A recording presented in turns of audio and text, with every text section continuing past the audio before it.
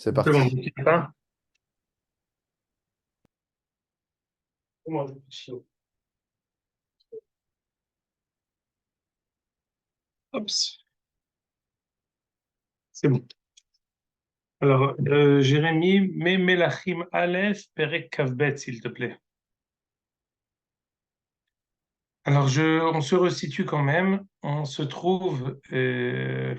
Le dernier shiur qu'on avait fait, si mes souvenirs sont bons, était le shiur chez Jérémie.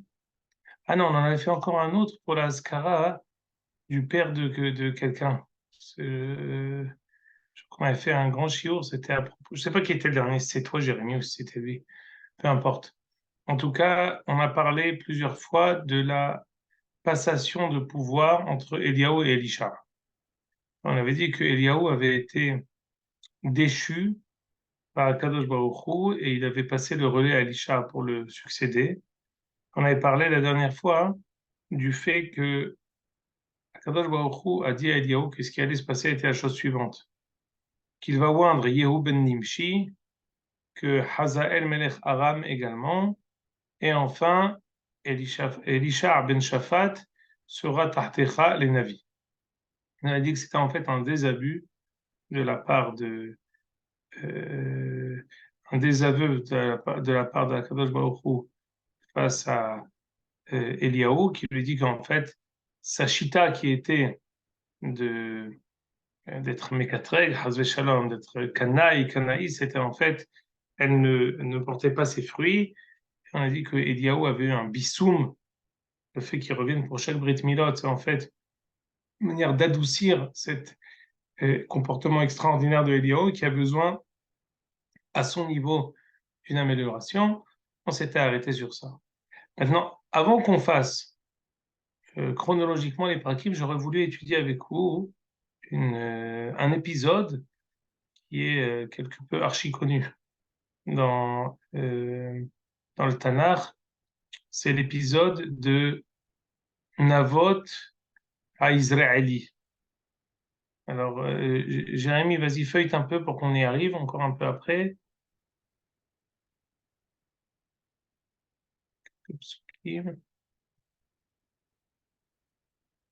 C'est avant, pardon, excuse-moi, je t'ai trompé. Ça se termine, c'est avant le Pérec où on était. Vas-y, c'est avant qu'on rencontre avec Yehoshaphat, juste avant. Ah, voilà, avant, voilà, juste avant. Et Psukim du début de ce Pérec. C'est exactement. Pérec Aleph, voilà. Encore un peu. Voilà, très bien. On a sauté deux prakim qu'on reprendra. Mais en tout cas, ici, il s'agit d'Irachi Ahara Devarim Aele, Od Aheret Likarev Mitato Shel Ahav. Donc, au même titre qu'on a déchu Eliaou, est arrivé maintenant le déclin de Ahav, parce que maintenant on doit passer la place à Yehu ben Nimshi, à la place de Ahav. Ici, on va avoir un, un- un épisode très connu du Tanakh, mais on va dire que ces détails et on va dire les méandres et le décor de cette histoire-là est un peu moins connu. On va essayer de l'étudier aujourd'hui. En tout cas, on va d'abord voir l'historique et ensuite on va voir les raisons, les pourquoi et le comment.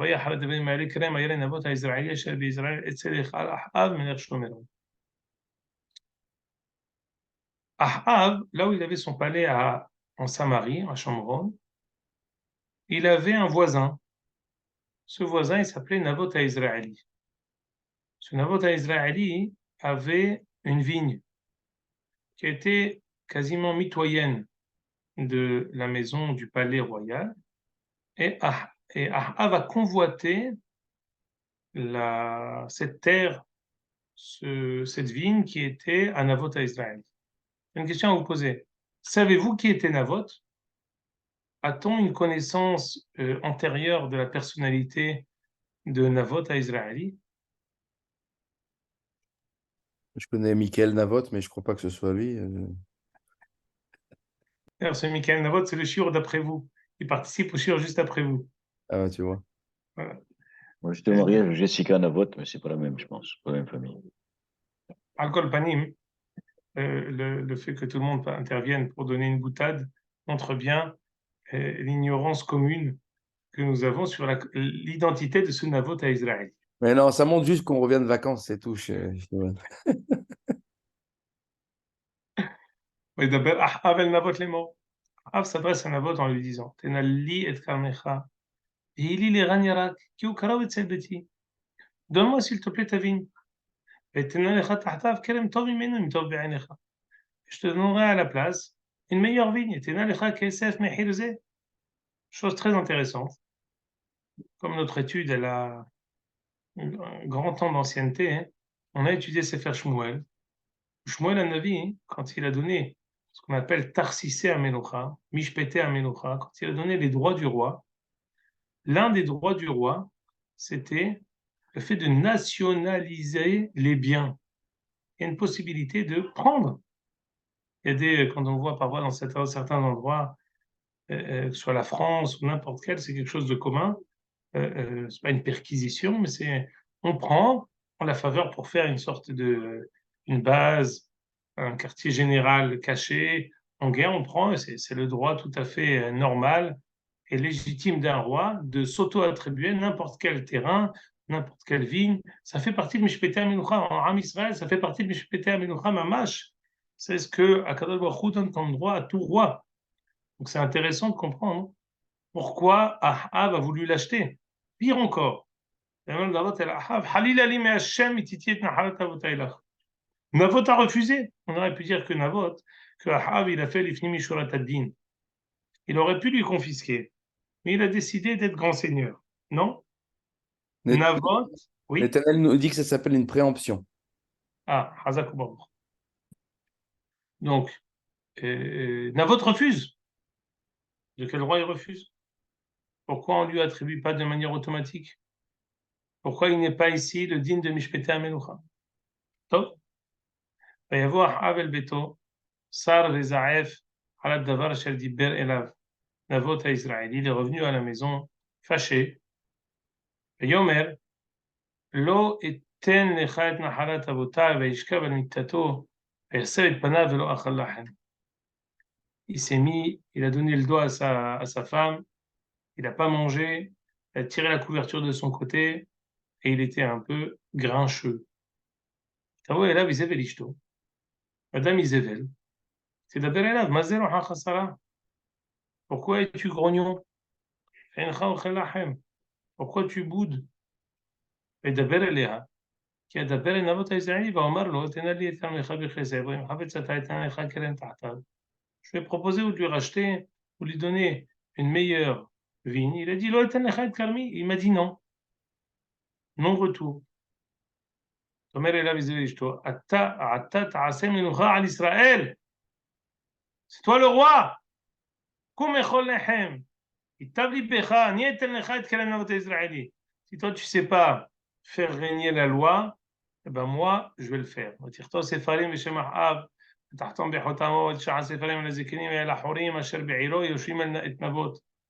Il a donné au préposé de la municipalité de cette même ville pour auto-attribuer cette vigne à Ahab. Ils ont mis, elle a fomenté un complot, elle a fait une subornation de témoins. Les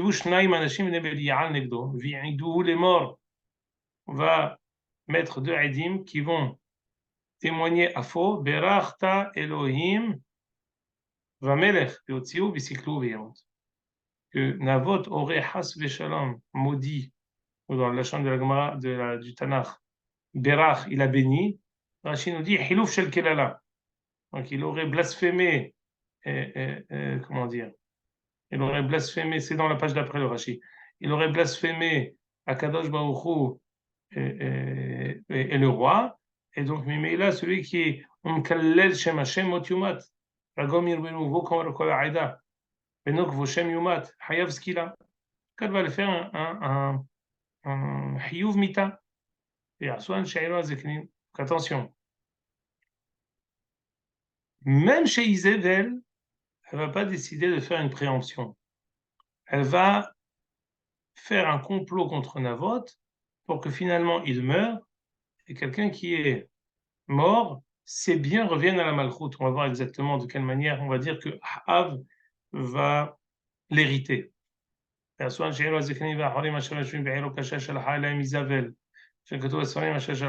ont fait ce que ils ont accompli le décret royal de Isabelle, car Utsam et Shivut Navot Berosha'am, קבעו שני אנשים בני בליעל יושבו נגדו ויעידו אנשי בליעל את נבות נגד העם לאמור ברך נבות אלוהים ומלך יצאו מחוצה ויסקלו באבנים וימות. Tué sur un faux témoignage immédiatement. Elisabeth est mort sous Kal Navot Vayamot. Navot a été tué, voyez Kishma Israël qui sous Kal Navot Vayamot. Kum Reshet Kerem Navot Israël, il va hériter la vigne de Navot, qui est Navot Hay qui met. Et Kishma Ahab qui met Navot, et comme Ahab l'a arrêté de Navot Israël, il est parti encore une fois pour l'hériter. Alors juste on termine. Rashi nous dit, c'est quoi l'hériter? Kum Resh. Quelqu'un qui a été tué par le Beddin, ses biens reviennent au roi. J'ai dit quelle est l'identité de Navot? Ben Ahi Aviv Haya.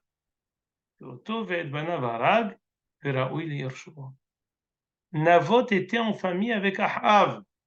Ben Ahi Aviv. Ça veut dire quoi? C'était le fils Du frère de son père. du frère de son père. Donc en fait, Son cousin. son cousin, exactement. Il était cousin. Et pour pouvoir l'hériter, il a tué tout le monde. Comme ça, ce serait le seul héritier. Donc on voit ici que Navot serait de la famille de Ahav. Top. Là, on arrive à l'expression archi connue. Il est mort. Le s'adresse à Eliyahu et lui dit Koum red likrat Ahav melech Israël asher b'Shomron. Hine bechem Navot she'ered Hashem ishto. Va, il est sur la vigne de Navot. V'dibarta elav lemor ko amar Hashem. Ratzachta v'ram yarashta. Dibarta elav ko amar Hashem. במקום אשר לקקו הכלבים את דם נבות, ילוקו הכלבים את דמך גם אתה. Aïe, aïe. D'abord, l'expression archiconnue Ratzachta v'ram yarashta qui dit non seulement tu l'as assassiné, mais tu veux hériter la personne que tu as assassinée. Ici, il s'agit d'une double immoralité. Le fait d'avoir tué quelqu'un, c'est gravissime.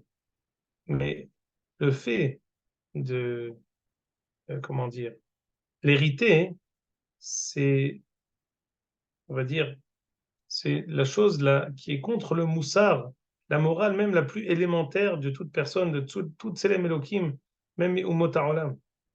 On sait, ça on ne va pas le réétudier, mais l'une des raisons pour laquelle le Beth Amikdash a été détruit, il y a une histoire dans Masechet Gittin avec Shulia Denagre. C'est quoi Shulia Denagre?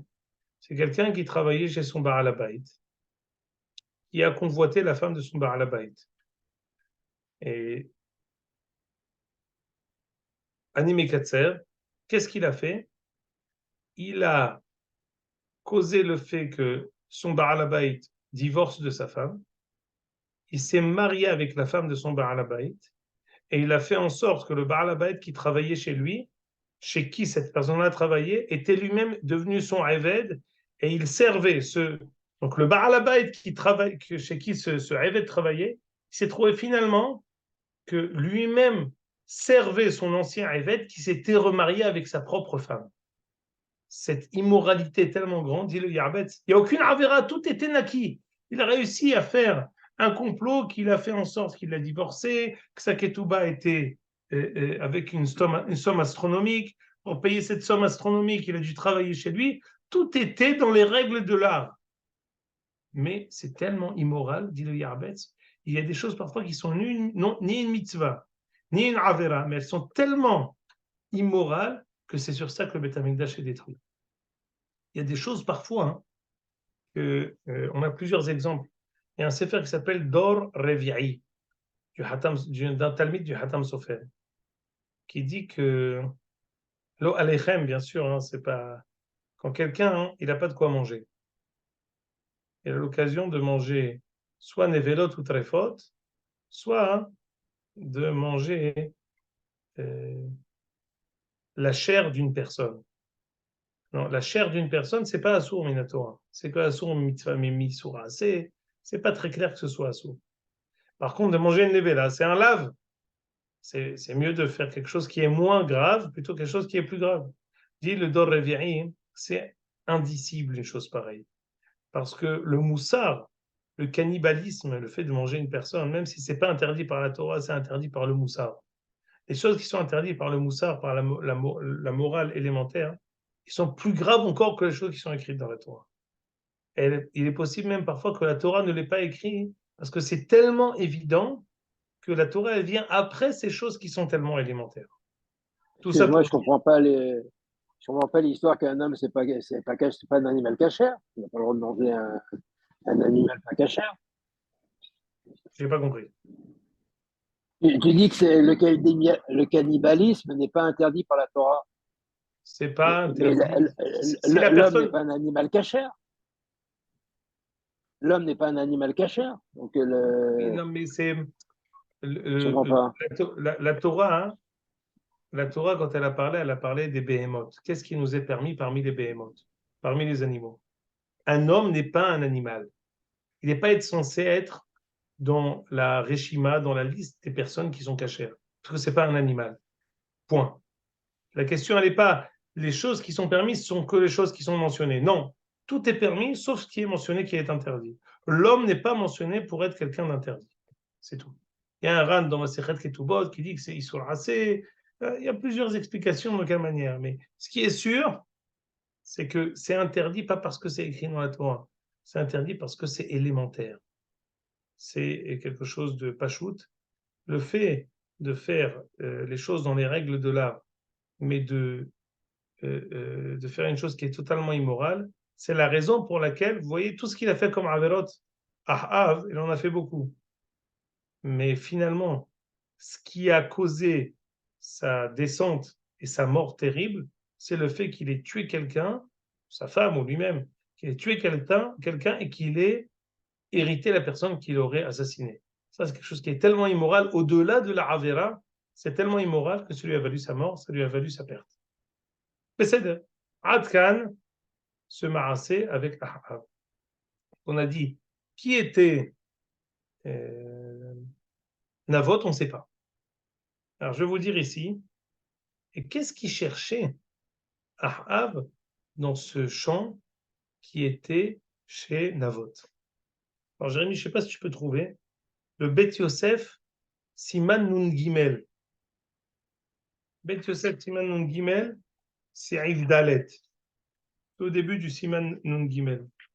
Je ne sais pas si tu as ça dans les livres, dans Sefaria ou quoi, s'il y a Bet Yosef Siman Nun Gimel Orahaim. Je vous le lis et on va voir que je vais vous donner en préambule que on a un interdit qui est mentionné dans la Torah qui dit que lorsqu'on monte, je vais même vous dire, ce n'est pas un interdit, c'est une promesse. Imaginons-nous que tout le monde monte au Shalosh Regalim. On monte au Shalosh Regalim. La Torah nous dit Lo yahmod ish et artsecha ba'alotecha leraot et pene Hashem. Celui qui vient pèleriner à Jérusalem au Beth Amikdash, on a une promesse de la Kadosh Baruch Hu que ta terre ne sera jamais convoitée par n'importe qui.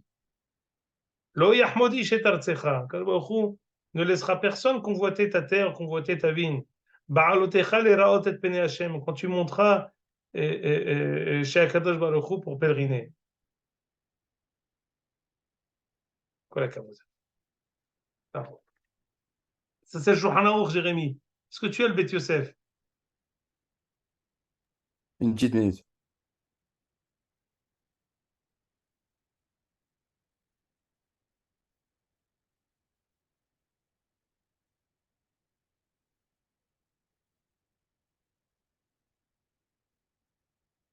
Je vais vous le lire et tu vas le trouver.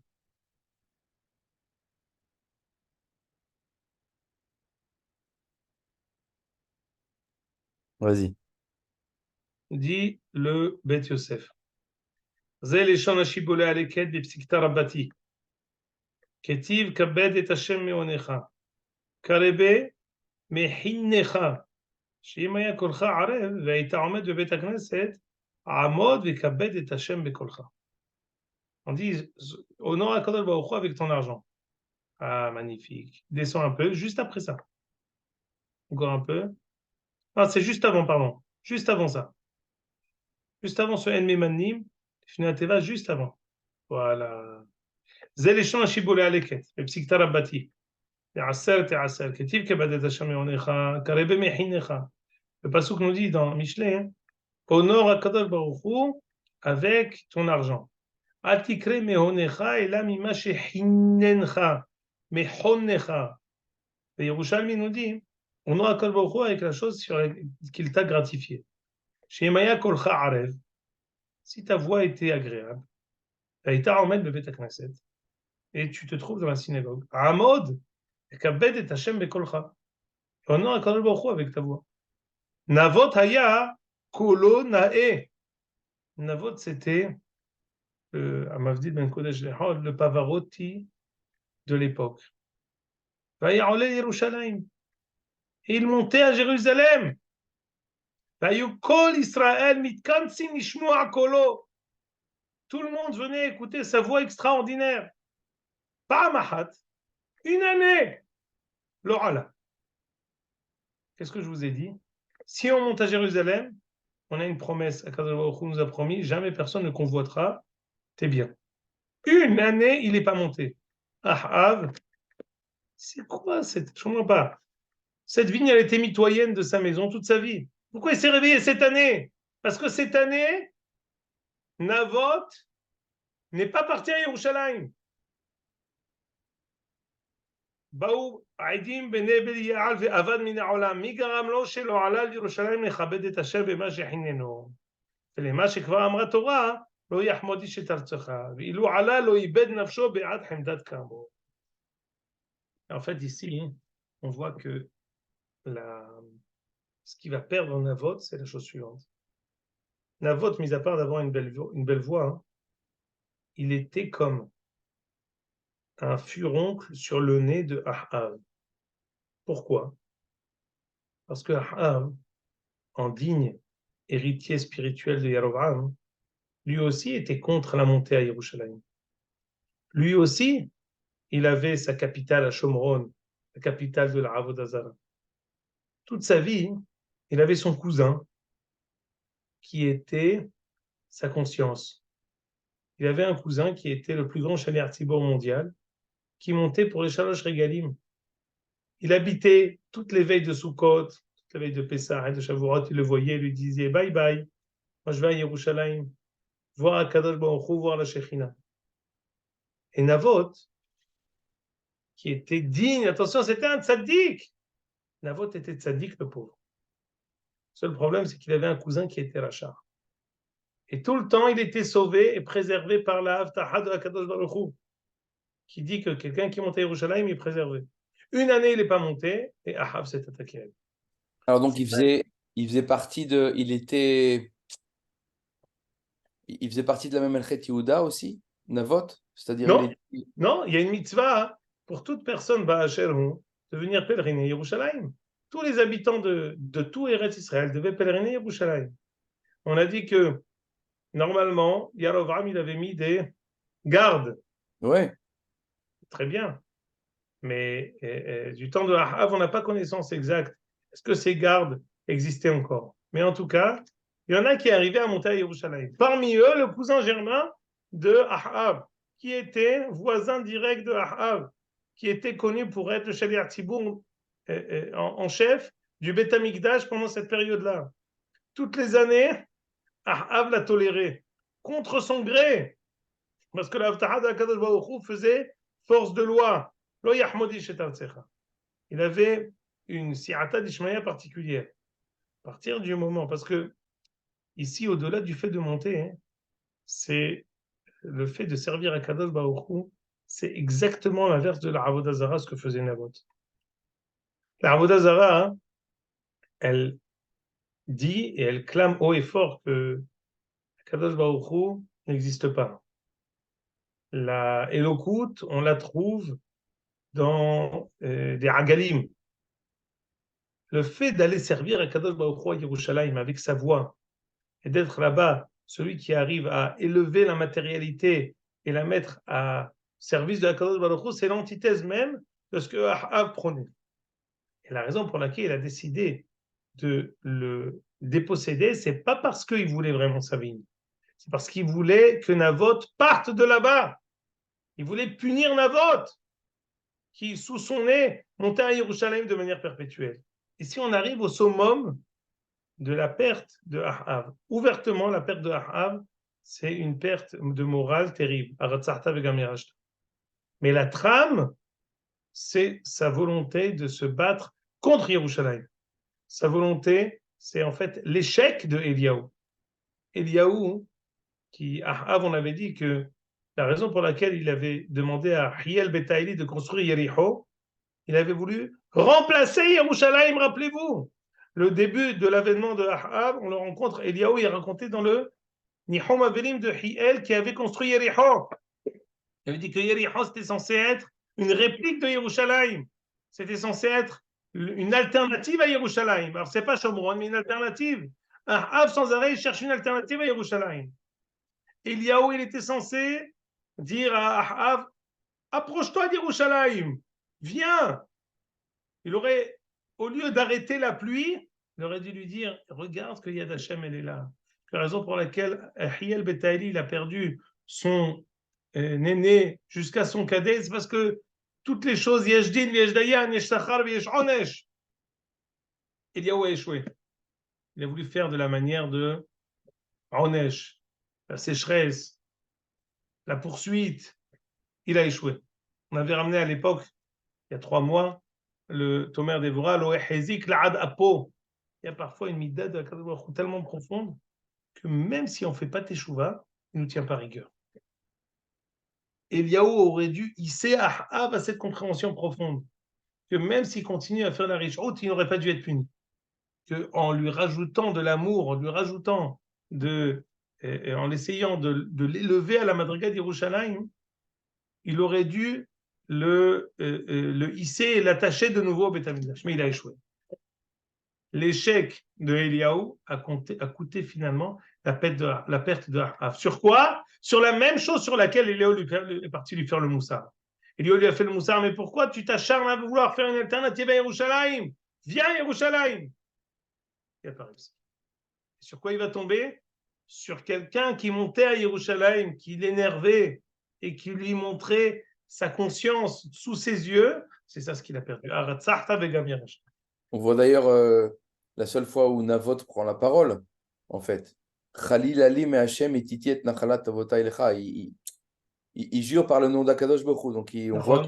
Il a fait Meod. C'était pas un profane, Navoth. C'était quelqu'un qui était Shaliach Tzibour, en chef. Maintenant, j'aimerais juste pour conclure qu'on fasse, si tu peux me sortir, Jérémy, Sanhedrin, Kaf, Amoud Bet.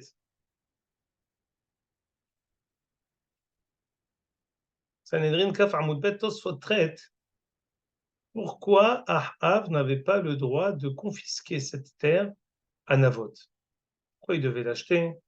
Pourquoi Isabelle a dû faire une subornation de témoin?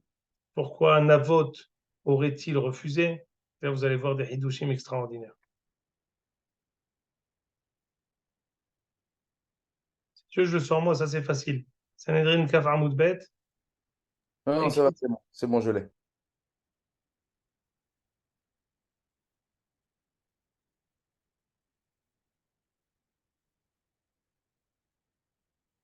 Très bien.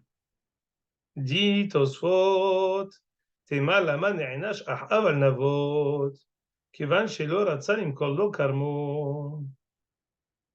Il a refusé. Il était mored b'malchut Navoth. Pourquoi il a été puni de l'avoir tué? Il a été puni. Il a refusé de donner au roi ce qui lui revenait. Et Yeshlomar, 3 lignes après, au virage. Et Parashat Amelech Ktiv, Ikach venatan la'avada velo le'atzmo. Extraordinaire. Le droit du roi, c'est de nationaliser les biens, pas de laisser auto-attribuer. tout le monde comprend ça. Le président de la République, le Premier ministre, il a un droit ultime de dire l'armée qu'elle prenne possession de cette colline. Il ne peut pas dire, bon, je vais construire ma maison là-bas. Le droit du roi, il est pour la nation, il n'est pas pour lui-même. Or, ici, Ahab voulait le prendre pour lui. Ahab s'est mesuré à la Haftaha de Akadosh Baruch Hu de Yahmod Ishet Artecha. Il a dit, moi, je vais la convoiter et je vais réussir. Mais Béhémet, il l'a fait une année où il n'est pas monté Navot. עוד יש לומר, ובחינם היה יכול לקח אם היה רוצה, אבל כשהיה שואל, אחאב שימכרו לו, חשב נבות שהרשות בידו לומר לו ימכור. Deuxième tirou de Tosfot, toute cette histoire-là, c'est une erreur. Elle découle d'une ignorance de Ahab et de Navot. Ahab lui a demandé de lui vendre. Navot, il a refusé parce que s'il lui a posé la question, Siman, que ça dépend de lui. Troisième tirou, yesh lomar, ne'enash lefi shesha'al hakerem la'asot avodah zara. Le passouk qu'on a sauté, juste le passouk qui suit, Ve'yeli les gan yarak kmo amit kaddeshim amitarim el agannot. Il a le droit, le roi, de prendre un bien, à condition de l'utiliser à bon escient. S'il veut l'utiliser pour Bet Avodah Zara, on n'est pas obligé de lui donner. Très bien. Je vais arriver, moi, au tiroutz prochain. Ici, c'est quelque chose qu'il a reçu de ses pères. C'est pas seulement sur quelque chose qu'on a acquis qui peut le confisquer, mais pas sur quelque chose qu'on a hérité. Je vais au dernier tiroutz. Inami, Parashat HaMelech lo neemra רק על המלך שנמלך על כל ישראל ויהודה ומאת המקום. ואחאב לא מלך על יהודה וגם לא מלך מאת המקום. Question. Est-ce que Ahab avait le digne de roi? Est-ce que Ahab avait le titre de roi d'une manière homologuée, d'une manière d'après la Torah? Pas seulement, c'est vrai qu'il était roi. Il se comportait comme un roi. C'est vrai. Mais est-ce qu'il avait vraiment ce titre? Nous dit Tosfot, le roi c'est Melech al Yehuda ve'al Israël. Pour être un roi, il faut être roi de tout Israël. Or, il n'était roi que de 10 Shevatim, pas de tous les Shevatim. C'est ce qu'on avait expliqué à l'époque à propos de David. Quand David avait été oint par Shmuel, qu'il n'était pas encore dirigeant de tout le peuple, il n'avait pas encore le titre de roi. Le titre de roi, c'est un titre effectif de quelqu'un qui dirige. Tosfot nous a donné ici 4 réponses. Pourquoi Ahab n'a pas pu le confisquer? Soit il n'a pas pu le confisquer parce qu'il n'a pas le droit de s'auto-attribuer, il a le droit de le prendre pour le peuple, mais pas de se l'auto-attribuer. Deuxième tirout, il a le droit de le prendre, pas pour faire de la Avodah Zara. Or ici, il voulait faire pour Avodah Zara. Troisième tirout, il s'agit d'ici d'une erreur. Ils se sont trompés, l'un il lui a demandé, l'autre il a refusé. Encore 2 autres tiroutim, un qui fait une différence entre quelle sorte de sadé, mais le écart du tirout que je voulais ramener, c'est peut-être Ahab n'était pas roi. Ahab avait peut-être le titre de roi. Il avait peut-être une légitimité de roi face au peuple, mais il n'avait pas le digne de Melech par rapport à Mishpete à Torah. Quelqu'un qui, pour être roi, il doit être roi sur tout Israël. Moralité, on a vu ici dans cet épisode la perte et la chute de Ahab. Sur quoi? Sur la chose sur laquelle il est rentré en scène. Sur la centralité de Jérusalem face à toutes les autres villes, à Shomron, au Hagalim qu'il voulait faire autour de son palais. Et on voit ici que l'accomplissement de la névoie de Akadosh Baruch Hu au Eliyahu, qui lui dit Ahab va tomber, il va y avoir Yehu, elle s'accomplit maintenant. Juste après cet épisode, il va y avoir la guerre avec Yehoshaphat et Ahab, dans laquelle Ahab va mourir. Et les chiens vont lécher son sang, comme ce que Akadosh Baruch Hu a promis par le biais de Eliyahu. C'est ça ici la punition de Ahab. On va terminer sur une chose un peu meilleure, c'est que Akadosh Baruch Hu, au même moment où il fait la chute de Ahab, il prépare aussi l'avènement de Elisha. Et Elisha ben Shaphat, en fait, d'une certaine manière, on tourne la page de toute cette époque. Ahab, il était connu pour sa richout. Tourne la page, Jérémie, je vais te dire ici un passouk terrible sur Ahab. Voilà, juste avant, le début, le passage qui commence dans la page d'avant, il termine ici. Venatati et betecha kebet Yerovam ben Nevat uchbet ba'asha. D'abord, dit, je vais mettre ta maison à Ahav comme ce que j'ai fait la maison de Yerovam. Descends, s'il te plaît. Lo haya, voilà, café. Lo haya ke Ahav asher itmaker la'asot hara be'einei Hashem asher esata oto izevel ishto. Ahav a été remarquable dans le mal qu'il a pu faire et dans la manière dont il a suivi sa femme qui le poussait sans arrêt à faire le mal. C'était le mal pour le mal. C'est terrible. C'est pas ici à l'honneur de Ahav, mais on va voir que lorsqu'il va tomber, on va encore attribuer quelques hidushim et quelques bonnes midot à Ahav. Bezrat Hashem, on a repris aujourd'hui un Hazakouba ou Jérémie qui s'est entêté de vouloir reprendre la rentrée pour Elul. C'est une bonne chose, c'est d'avoir Gadol Meod, je suis très content. Bezrat Hashem, on a repris. Et on verra la prochaine fois qu'on se verra face to face pour pouvoir reprendre la saison de manière frontale. Comme ce que dit Jérémie. Père, c'est pas le mot. Qu'est-ce que tu veux dire? On va faire un chiour. En présentiel. Présentiel. Hazak Baruch. Présentiel. Bezrat Hashem, la prochaine fois en présentiel. Hazak Baruch, leitraot lekulchem. להתראות. כל טוב.